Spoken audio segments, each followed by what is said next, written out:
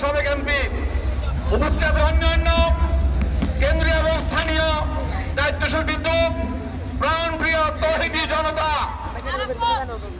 আমাদের মাঝে সেই কোরআনের পাখি যিনি লক্ষ্মীপুরের আকাশে একটি নক্ষত্র হিসাবে উদিত হয়ে সারা বিশ্বকে আলোকিত করেছেন, সেই নন্দিত পবিত্র কোরআন আমাদের মাঝে নাই, এটি সত্য কথা।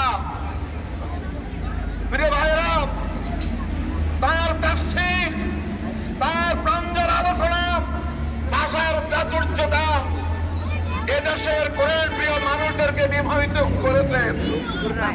এই রামগঞ্জবাসী দুইবার ওনাকে বিপুল ভোটে ভোট দিয়েছেন।